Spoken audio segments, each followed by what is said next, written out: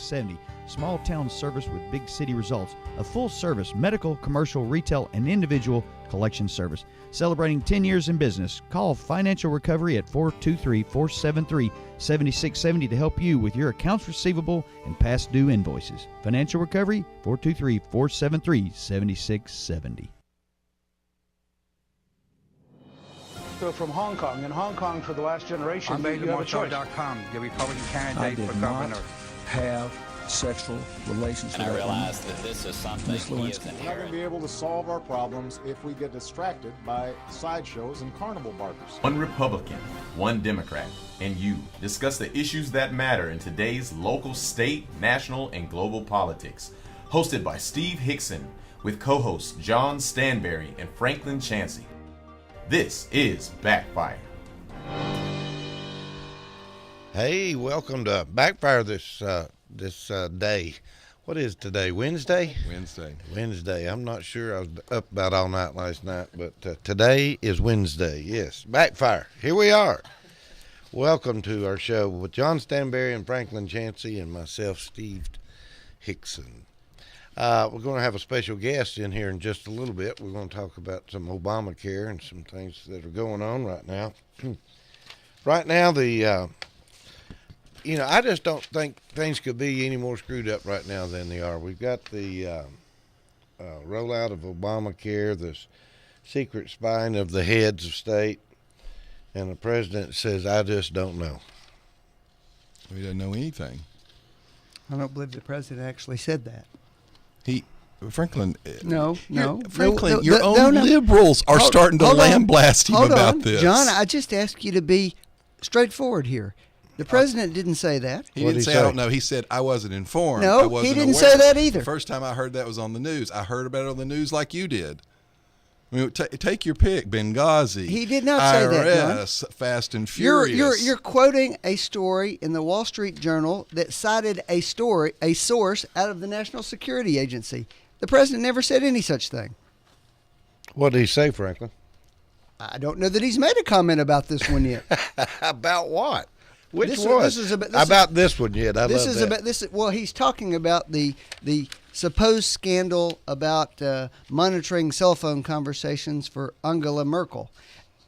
I'm sitting here looking at this, and what I'm taken by is the comments by the Republican chair of the House Intelligence Committee, the number one Republican on this. And what did he say? He said, we don't have anything to be sorry for, and the president shouldn't apologize for it. Well, that's what he said. That's a completely different discussion, Franklin. I don't think we have anything to be sorry for either. Everybody knows that we listen to them. They try to listen to us. There's some stories that they're actually upset because we're better at it than they are. The point here is you don't let it get out in public. This morning, the Wall Street Journal, interestingly enough, I'm the one who's been reporting what they say recently, reported that it turns out that both Spain and France have in fact been assisting us with this monitoring program. That's fine. That's not what we're talking about. We're talking about the fact that the IRS was a rogue agent in Cincinnati, and then it turns out emails actually went to the White House. We're talking about statements where the president came out and says, I just heard about this on the news, just like you did. He didn't know about Fast and Furious. He didn't know about the IRS. He didn't know about Benghazi. He didn't know about the failure of the website. The president either is completely lying to the public and not, the buck stops here, or he's completely out of the loop. Or he follows the model you guys for 30 John years. John Stewart actually said this president isn't in any loops. That's John Stewart. The model that you guys touted for 30 years is the way things are supposed to be. You won't talk about him, will you? You will not talk about this man. Of course I will. Well, then quit trying to blame other people and explain to us why he always says, I didn't know. All right, hold it. Calm down already. That your party changes its position which is blaming someone every else. time. Blaming someone else instead of talking I'm not about blaming Obama. Anybody. All right, hold on just a minute. Nothing to blame anybody for. Well, wait a minute. There's nothing to blame anybody for? No, I don't have a problem with the NSA monitoring these telephone calls. That's not the conversation, Franklin. The conversation here is this president never takes responsibility for anything. It's always, I didn't know, it was someone else, wasn't told, it didn't rise Here's to the president. Point. A program is doing what it's intended to do and apparently working effectively. All right. And your concern is about how he's running it. Although the results you would let think me try would have to something move the do with conversation, Franklin. I will give you that I'm not upset about the spying. The spying itself doesn't bother me. I am upset about a president who will not. For example, Franklin, the spying. If he came out and said, by God, we did do it, and we'll keep doing it because my job is to protect the American people, I'd go, why is he apologizing? What a great thing. He didn't apologize. No, he apologized to the Germans. He did apologize. Well, that's what you do as a diplomatic thing. Oh, after you screw up and let this become public. We didn't screw up. It became the public screw-up was the Snowden guy, which was his guy. The contractor that was hired without proper background checks. I'm sorry. Franklin, he's on watch. Does this president accept responsibility for anything? Your president, Harry Truman, said the buck stops here. No buck has ever stopped at Obama. I'm sorry. Anybody seen those bugs out there? The ladybugs? Ladybugs. What's going on with the ladybugs? I want to say something about that. They're actually not ladybugs. What are they? Some of them they're are. Asian. They're Asian beetle bugs or something like that. I heard TWRA or TDVA released them to fight some other beetles. What I heard, but I don't know if that's true or not. Anybody know anything about that? They do eat some other bad bugs. They did release them, but they released them like 35 years ago. Oh. And the thing all I know they is just swarm at different times. Part It's of it's kinda the like weather. They kudzu. come and go. When it gets cold, when you get a cold snap, that's when they're trying to get in your house. But it turns out they're harmless. Yeah, they don't, except that they collect inside your light globe on your ceiling Yeah, fan. they was all over my house yesterday. But they do eat the other bugs in your house. That's true. Yeah. All right. Hey, we want to welcome to the studio this morning Mr. Andy Fickelstaller with Jacobs and Associates Insurance. Welcome. Morning. I want to give a Good shout morning. out to my wife and kids driving to school today. Driving 4 kids to school. Hey. 4 boys, that is. See, guys, your dad does have a job. Hey, Andrew, Jack, John, Peter, and Patrick. All right. All right. I just hate to keep talking about Mr. Obama. I wish we could get off on something else. You got anything else you'd like to talk about, Franklin? Well, there's an article in the paper this morning about our animal control issue again. They were meeting yesterday. They had a meeting yesterday to discuss whether or not they can create some, I guess, nonprofit entity to take it over, so to speak. And I suppose that means that we would be providing some sort of financial contribution to them. I'm sure they want that. Well, no, they're not asking for it. It's the government who's talking about it. So I don't know if that's supposed to save us money or what it's supposed to do. I'm not sure. I don't really understand. Well, it's probably going to be a good divide between the city and the county. Well, the city and the county had representatives on this group that was meeting yesterday, whatever that means. We're going to have negotiators in there to negotiate between the city and county. Andy, you've been out working for several weeks now, and Obamacare's hit the streets, and you and I've talked about it briefly. Tell us what's going on from your perspective as a private insurance agent that's dealing with this. And first thing you probably want to say is, if you can't get into the government website, give them your website. Well, they can go to our website at jacobs.com, but you can handle it, right? We can handle it, but I tell you an interesting story. I've seen the rates. I have all the plan designs. The biggest issue for most people, was supposed to be increased competition, but in Greater Chattanooga, basically we have access to Blue Cross, which I don't think is a bad thing. But there is no other competition outside of Blue Cross in our area. When there's no competition on average in a free market society, what happens to the prices? Well, they just keep on going up. There's 4 basic plans. Yeah, right? There's 4 basic plans no matter what insurance you use. There's 4 basic plans. Okay. Cause Blue Cross, for example, if you're buying coverage on an individual basis, there's the law requires that you either have a bronze plan, a silver plan, a gold plan, or a platinum plan. Now, there are 4 plans, but Blue Cross offers 54 different plan options within those 4 bronze, what are called metal tiers. I was really concerned that we weren't going to have enough options when the law was initially written, and when it's come out, we probably have too many options because 54 options is way too many options for a person to look at and choose and decide what to go with. I finally got on healthcare.gov yesterday myself. after weeks and weeks of trying, but I didn't get all the way through because they have to verify your identity. So you go into that screen and you punch in all your information. Social Security number is optional, which I didn't put in, and I put continue, and error message came up, and I did it 3 or 4 times. So I eventually called the help desk. Why didn't you put your Social Security number in? Well, because it was optional. Anything that's optional, I choose not to do. All right. That doesn't have anything to do with the cybersecurity expert that found the huge holes in the website, did it? Probably, a little fear about that. But so I called and I spoke to a representative, and I found that, and the problem is if they can't get the healthcare.gov working, the whole thing's will fall flat because but that's you have an 800 number now, right? Well, that's where you get the credits. Well, that's what I called. So because I want to know, because I'm going to be taking some of our clients through that, so I need to know. And you can file on the like. 800 number, right? You can file. But what happens is I talked to a lady. I don't know where she was out of, but she says, yes, we're having problems because they're using a third party to verify Experian, TransUnion, the credit bureaus. Now, they're not verifying for subsidies, though, right? No, they're verifying just your identity, who you are. So sending government money to people didn't require verification, but this does. Is that what you're saying?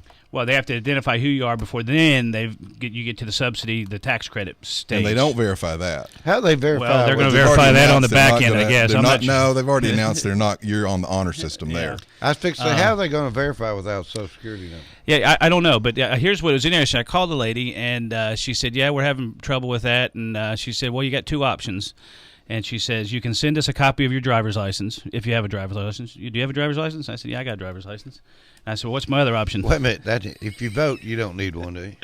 And then I said, you mean they ask you for a driver's ID? They said that was one option. One option to verify my identity. How that's racist, I think. Well, I thought the second one was even funnier because then she said, or if you don't have a driver's license, you can send us a copy of your Social Security card, marriage certificate, divorce decree, or birth certificate. I said, well, I won't be doing that, but. So I said, where do I mail these? And she gave me the address in Kentucky. And I said, do I need to put a cover letter in, or are y'all going to know why I'm mailing you my driver's license? No, we'll know why we're mailing your driver's license. I'm going, well, that doesn't make any sense.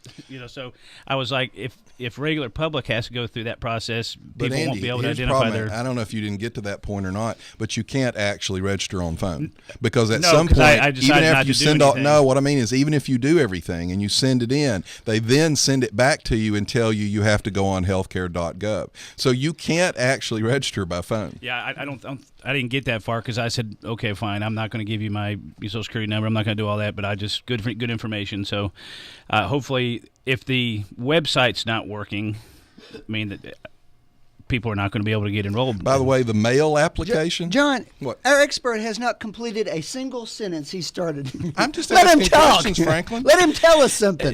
But he did tell us. He said he couldn't get through and he couldn't do it. But after 3 weeks, the expert can't do it either. What we're seeing from a rate standpoint, obviously we're going to have some winners and some losers. I would say right now, if you have an individual policy, if you bought a policy individually through Blue Cross or TRH or whoever it is, those rates are going up. But now, wait a minute. That doesn't really matter because if you like your health care plan, you will be able to keep your health care plan, period. No one will take it away from you no matter what, right? Because that's the president's words. That is, and that's probably words. Somewhat of a misrepresentation. I hate to now, say it was a lie. Misrepresentation, is that the same thing as a lie? Let him finish, John. We have plenty of time to talk about it. If you have a quote-unquote grandfathered plan, you can keep your plan design. What if my deductible on the grandfather, or let's say my co-payment goes down $1? They change it from $35 a visit to $34 a visit. Do I lose my grandfather status? No, because you have a $5 increment you can go up or down. Oh, so if it goes down to $30, I lose it. Well, $29 actually. So the grandfather clause goes away if there's any real change to the plan. That doesn't necessarily mean that the plan you're going to is worse, though, does it? No, not necessarily. Oh, guess what, folks? What that means is the government will decide that they're doing this for your best interest. And in fact, in many cases, it may be better. But what if the individual United States citizen didn't want to change, Franklin? What if they liked their crappy plan, according to Jay Carney? I guess you should find a place that exists in the libertarian utopian fantasy world that you want to occupy, now, see, where folks, we don't have to interact with each other. Think about what Franklin just said to you. The utopian place existed before this law. No, it didn't exist. Where you could actually go buy what you wanted. It didn't exist. Hold on, Bo. Hey, Let's talk more about insurance here real quick. Now, everybody be quiet a minute. Andy, go ahead and talk. Well, it was to go back to the grandfather status. Most of our clients don't have grandfather plans anymore because the rate increases that we're seeing normally dictated clients to change the plan design to offset the rate increase. What's happening to the deductibles? Well, they're going up. But how much? I would say the average deductible is probably $2,500. $2,500 deductible. Yeah.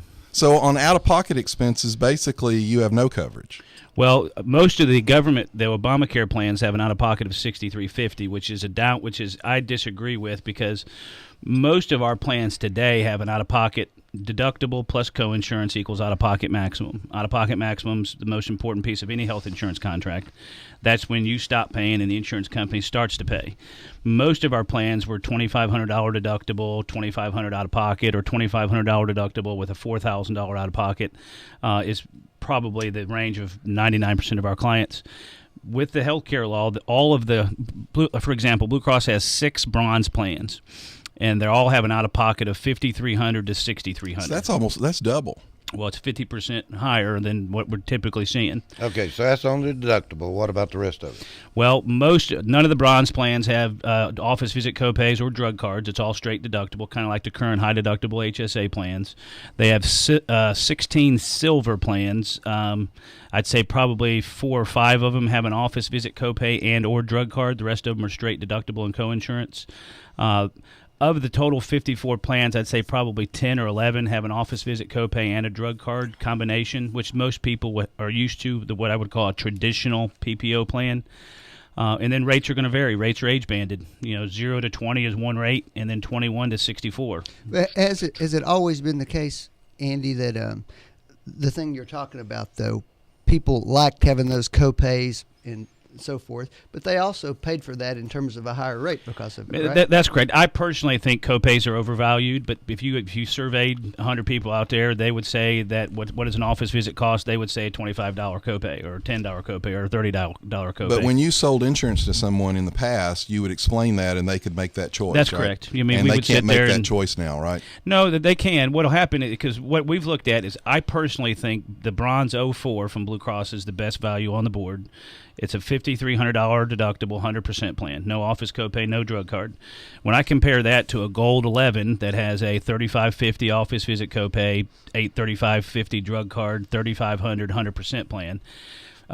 You look at the rate difference. I met with a lady yesterday. She was going to pay $250 more for that Gold 11, $3,000 a year. And I said, it doesn't make sense to me for you to pay an extra $250 a month for that plan when you can save that $250 over here. That's $3,000 that you can use towards your $5,300 out of pocket. Well, I've got to have an office visit copay. I got to have a drug card. Yeah, but it's going to cost you $250 a month. You're more than welcome to pay that. But before this went into place, she had a plan that took care of all that. She probably had a plan like a G11. She was happy with it. But she was paying a higher premium. She was happy with it. And she was happy with it. Most people are, but when they, that's the issue with people that have never bought insurance before. The website healthcare.gov now lets you peruse plan designs or rates prior to actually getting on, which is something they changed, which I think is important. I did get to that stage yesterday, but the problem is it doesn't give you the plan information. It just gives you what they think the rates are going to be. Because what happens is Blue Cross, if you're uninsured today and you're going on healthcare.gov and you're in this listening area, 99% chance you're going to get Blue Cross. Now, Cigna does have 7 plans available, but they don't have Memorial. They don't have a lot of doctors. You mean you're losing doctors and hospitals out of under your the coverage? Cigna network? Cigna. Yeah, if you're on Cigna. Now, what Blue Cross does have is they started a new network. But wouldn't that mean that if you like your doctor, you can keep him, but you can't keep him because he's not on your plan anymore? Not with Cigna, you wouldn't be able to. So people lost their doctors and their hospitals. Or they're going to have to choose Blue Cross. Blue Cross offers 2 networks. But the president said I could keep my doctor. If you got to find the right plan design, you can. If he's even on any of the plans, right? I don't think access. I don't think access was going to be an issue. Not in our area. Now, other parts of the country I don't know about. Blue Cross has 2 networks available on the exchange. Network S, which is a very viable network. Memorial, Erlanger, Sky Ridge, every doctor you want to see in this area is in Network S. That's available on the exchange. But they also developed a lower cost network, which is called Network E, as in Erlanger. It is about 10% less expensive, but I would advise nobody to buy that network unless you're living in Chattanooga right next door to Erlanger, because it's a very limited network. It has 4 hospitals in the whole state: Erlanger, UT, St. Thomas in Nashville, and Methodist. And there are probably 0 doctors in Cleveland that are on Network E. My fear is people that are going to go into healthcare.gov, sign up for Blue Cross Network E because it's the cheapest, and they're not going to have any access because that doesn't actually tell you that on the website. But it's only about 10% less expensive. So if people look at it and say, hey, this is $200, this is $180, well, I'm going to buy the $180. Well, wait a second, what are you getting for that? And it's not clear, and I'm not sure people are going to have the knowledge or the experience in buying coverage. Sounds to me a big part of this is the necessity for people to really understand the choices they're making. Oh, yeah. I mean, well, let me ask one question. Now, I'm not trying to push your company. I'm not trying to sell his company. But it sounds to me like if I was interested in trying to get some health care, I just call Andy and get my information, because at least I'd get information. I wouldn't have to be trying to dial on an internet to a website I couldn't get into, not getting the questions answered I need.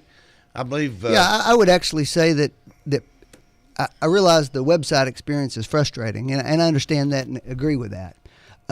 But I would say that the majority of people who choose to access their health care this way are probably going to go through somebody like Andy. That's what I would expect to happen.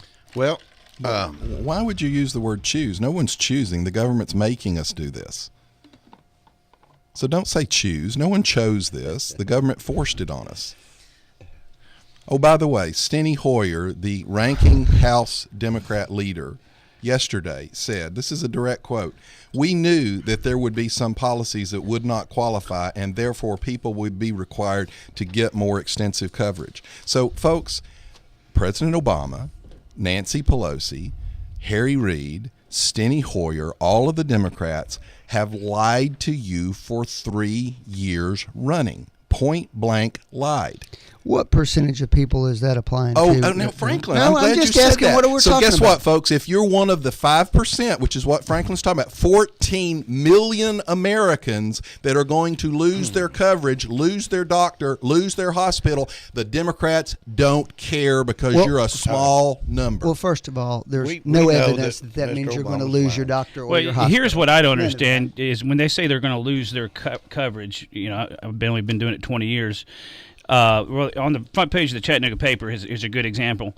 If you're buying an individual plan, and if it's not grandfathered, it has to comply with the law at your first renewal after 2014. Blue Cross is saying that they have 66,000 individual customers that are going to have to change plans because that's a non-grandfathered plan that therefore has to be subject to the new law. So those 66,000 people are going to have to conform to an Obamacare plan.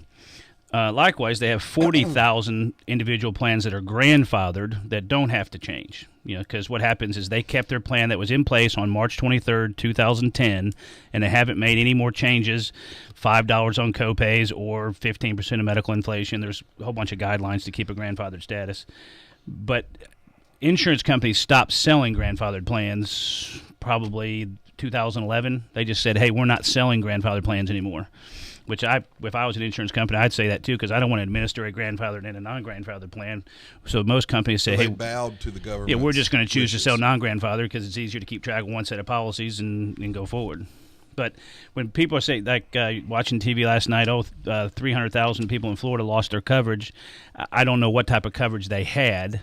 For example, if you were covered through Cover TN here in Tennessee, there were some small businesses qualified for Cover TN. Cover TN is going away. So if they're counting those people, which that was a limited medical plan anyway, that basically covered $25,000 of lifetime maximum. Happy with that plan? People I talked to were happy, but it's a $25,000 policy. You can run through that on a weekend angioplasty. Yeah. So what you're saying is that if let's say I'm a 34-year-old man who's had a vasectomy, I should be happy that I will now have maternity coverage. No, you didn't say that. A lot of people are going to be upset about that, but he's going to have it. And the 75-year-old woman will have maternity coverage. 64, right? 75 would be on Medicare. All right, John, I want to talk about something I know you're very close to. and Andy needs you here. The Bradley Healthcare and Rehabilitation Center. I see in the paper here, I was reading about it. The insurance revealed a 35% increase starting January 1st. Well, we had an increase last year as well, and we wanted to keep our insurance in place for our employees, so we swallowed that, but we can't swallow a 35% increase. Well, what do you think contributed to the 35% increase? It's Obamacare. Well, I can tell you probably 4% of that. I can tell you that is because there's if you have a fully insured, which they're probably fully insured, and self-insured has access, but there's taxes. If you're fully insured, there's a insurer fee, which is a tax levied on insurance companies based on the percentage of premium that they write in a state. So obviously, if you have Blue Cross and Blue Shield, they have the biggest market share. You're saying that's a 4%? All the taxes together are about 4%. Did you know that the average profit margin on a health insurance company was 3 to 4%? Well, I was going to say. So they got a tax that is as much or more than their actual profit. You know, but so it doesn't surprise you, does it, Joe? No, that's called the insurer fee, and then you have the patient-centered outcome research fee, which is called the PCORI fee, which is to fund some type of patient program for outcomes, which is $2 per member per year. And then you have a transitional reinsurance fee, which is $63 per member, not per employee. That goes to carriers that are adversely selected against, i.e. Blue Cross, and when all the sick people sign up and they only sign up for Blue Cross, those dollars generated. So these are all transfers of money. Well, from one group to another. Well, that's I guess you could look at it that way. But those are three of the main fees. If you're fully insured, carriers are just passing those on. If you're self-funded, you don't have to pay the insurer fee. That's just levied on fully insured carriers. But and then there's also a 1.78% Tennessee premium tax. Most people don't know about. Inside your health insurance premium, there's 1.78% goes to the state of Tennessee. So. Now, when you say fee, some people would call those taxes. Taxes. Okay. But it's actually called a transitional reinsurance fee or insurer. Because that wouldn't upset as many people as saying. But that's tax. what it. Yeah. So, but it's a tax. But so Tennessee gets a tax, and the feds get a tax. Everybody's getting it. Everybody's got their hand in the pocket there. And you had an increase last year. Mm-hmm. And you had another 35% increase. Well, has that ever happened before, John? Not like this, frankly. I know people it has happened Now, to. I'm going to ask you a crazy question. Let me ask you a crazy question. We're actually a big group. Well, did you have a lot of claims? Bad claims? You got anybody in really bad health? No. There? See, what'll happen when you're talking about that, we're talking, I don't know how many employees they have insured, but if you're fully insured and you're less than 400 lives, your claims play a factor, but you only have they give you a credibility, so if you had 100 people covered, you'd be what's called you're still a pool rated group. So you have most of your claims, your rates are driven on how the pool does. When you get over 150 lives, you're individually experience rated, and that's when your claims, your premiums are directly affected by your claims. You have some type of internal pooling or stop loss up to 50,000, 60,000, 70,000 that counts against you. So if you're a 10, 15-man group, your claims play a part, but really it's basically the pool demographics and how your risk in the past affected the pool. That's all changing with Obamacare because it's no longer managing risk. It's all guaranteed issue. It's all adverse selection. So when you study the history of insurance, what's insurance traditionally forever been based on? Well, based on risk. Managing risk. Oh, yeah. So you're saying that under the new system, the entire basis for our understanding of insurance and how it functions has ceased to be part of the equation. It's kind of like 180 degrees. It's no longer based on risk. It's, in my opinion. Folks, let that sink in. But insurance is risk. That's the whole point. Hasn't it always been the case, Andy, that health insurance plans were always striving to get younger, healthier people into the system in order to balance out the cost of the older Yeah, I mean, people. we've got to have people paying premium that aren't using it, All right, let me ask which are you- healthy people, because you got to offset the people Right. that are using it. Otherwise, they would be bankrupt every year. Right? And let's say 5 years ago, if an insurance company looked at their pool and they said, we don't have enough younger, healthier people in our pool, and they hired some armed guards to go out randomly to people's homes and stick a gun in their face and say, you will now buy insurance from our company, would that be a bad thing? Would they have gotten in trouble for that? I don't think that'll go over very well. They probably wouldn't get very many people to sign up. But the government can do that, and that's okay. I did notice this week that we get out of the bushes here a little bit and talk about what's going on in the real world. That the Tennessee Medical Association and the Tennessee Nurses Association went to Nashville and urged the governor to adopt the Medicaid expansion. The Medicaid expansion, a lot of people don't understand that, and I think expanding Medicare is good for Tennessee businesses. I don't think it's good for the taxpayers, but it's one of those, and I say that in point. If you're in the service industry, hotels, you've got housekeepers that are making minimum wage $8-9 an hour. I mean, those jobs don't pay $20 an hour, so those people are at the poverty level. Now, if we expanded Medicaid, those people will be picked up by the state federal program, and then the employer wouldn't be required to contribute or pay a penalty on them. So that's why I say it'd be good for business. On the other side is, where's the money coming from? But when you say the employer won't be required, he won't be required the first year. But when the cost of the government goes up, we all will have to cover. Well, that's that. why I say on the backside, it's the federal government's going to pay for it the 100% first 3 years, and the state's got to pick it up. 10% after. By the way, where's that money coming from? That's why I said I think it's good in one side, but it's over here. It's on the bad. By the way, in Maryland, less, Andy, comment on this. In Maryland, the Affordable Care Act enrollees in the Maryland State Exchange that they set up are 96% Medicaid. So they're not paying anything into the system. 96% of the total enrollees so far are Medicaid. Yeah. Well, but is that a sustainable? 3.5 weeks. Is that a sustainable percentage? Well, no. I mean, you can ask Governor Bredesen that when we had TennCare, when we had to lop off our So rolls either of the TennCare, system which will is Medicaid. collapse or taxes will have to spike radically to cover that. Most likely, yes. All right, let's take a break. We'll be right back. You're listening to Backfire with Steve Hickson. We'll be right back after this.